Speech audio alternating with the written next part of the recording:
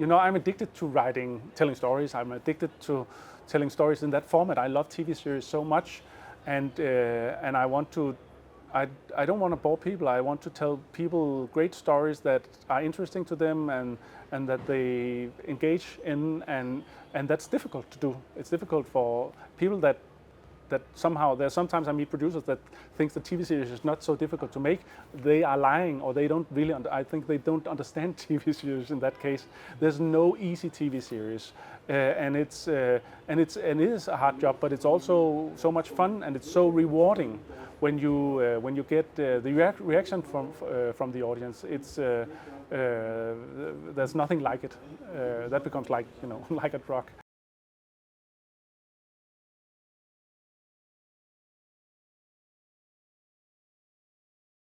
I speak a lot with the actors. I like their input. I like how they understand the story, and I use a lot of time, explaining stuff that they don't fully get. But sometimes, they are right, that there's something that is not consistent in the character because they are actors. They are used to, they are only loyal to their own character, and so they go deep into that character, and sometimes they find inconsistencies that you have been blind to as a writer because you write so many characters. So I always listen a lot to them, and I like to change. If an actor say this line, I can't say, can you make me a line? I can say I always do that. Because I know what I get back in the end will be much better. And the same with directors. If I want to work with directors who take a lot of responsibility and even, the one thing is they need to know that this is, in the end, it's my show. But from then on, I want them to take a lot of responsibility, and I want to give them a lot of trust, and I want them to give me their best and show me that that the script is just a working paper, that they can lift it to something greater. So I talk a lot with directors, and if a director, for instance, say, this scene, I don't get it, I don't understand it, then I try to explain it. And if I still feel I'm right, I will try to explain it many times. In the end, if they say, I don't get it, then I make a different scene. Because I know, even if I feel the scene was actually right, then I know the director can't direct a scene that they don't really truly get. And I've tried a couple of times to say, no, just go shoot it. I'm sure it'll work in editing. No, it never does, because both the actors and the directors need to 100% understand what they are doing and why they are doing it. If not, you can't be a tyrant like a showrunner like that. I don't really believe in that.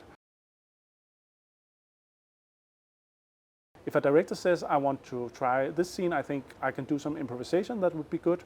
If it makes sense to me and we have the time for it, I always say, you can do that, but I also want you to film what is on the script. So we have both, and we will see in editing what works. Mm-hmm. And a lot of the time I get some gifts that were not on the script page, and I want that. Mm-hmm.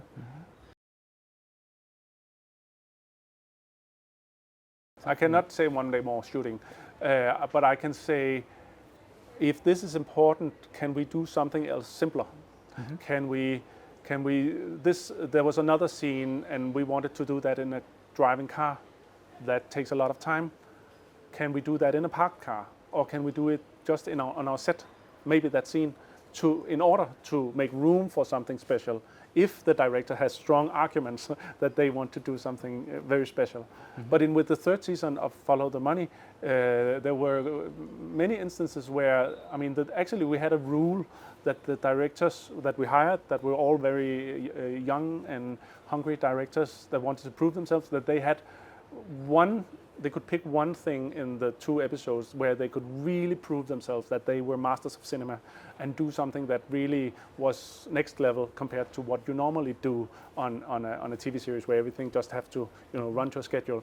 And they were allowed to do that. Each block of 2 episodes, they were allowed to do that, but only on the condition that we made, of course, room for it. That mm-hmm. They also promised that some of the other scenes they would shoot simpler, so they could do those faster, and then they could make, for instance, one of them wanted to do like a one shot, 4 scenes filmed in one take, and it ended up being beautiful and brilliant. It wasn't my idea. That was clearly the director's idea, and I love it. It became really part of the show. So from then on, everybody wanted to prove themselves and make one special. Some did one shot, some did some other kind of very artistic moment. Somebody filmed a scene only in red lights or whatever.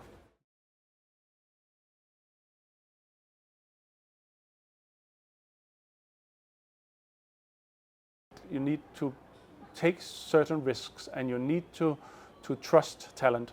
I think producers that think that they are the showrunners, non-writing, non-directing producers that think they are the showrunners, I really don't believe in that. I think it has to come from a clearly creative spark. You cannot just analyze yourself to a great TV series or whatever.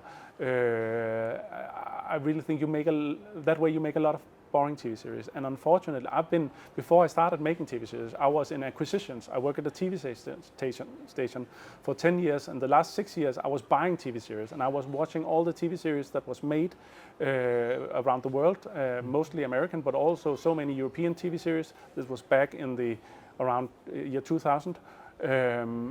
And at that time, all the German TV series or most of them, were not very original, not very good, and they were all of them producer-driven TV series, crime series the audience in Germany liked them, but they didn't really travel a lot because they were just like every crime show you ever saw, and that's a little bit still the problem in Germany. But fortunately, you also have now strong showrunners, strong storytellers and not just writers, but also amazing directors, Babylon Berlin and so on. And you have Anna Winger, and you have Borgen who did Dark and so on, and they are very strong storytellers that are trusted by the people that they work with. And of course, if you are trusted, you can make mistakes, and sometimes mistakes are made, and that's but if without risking, nothing will change, nothing will move. And the secret sauce of the Danish success with TV series, that was one thing, that was trust at DR towards creative talent. DR picked a writer they believed in, and then they said, what do you wanna, what stories do you have for me? And then they made sure that they picked the right story that DR was interested in, and then they made left the talent a little bit alone, not fully, but a little bit alone, to work out their TV series. And that became The Killing, that became Borgen, that became Cry Wolf, that became all those TV series that came out of DR. And the truth is, DR didn't make very many TV series at that time. I think the whole world has watched every DR TV series that was made in those years. There were only made like 2 TV series each year, but everything was a hit. And that came out of that system, of that model that was based on trust.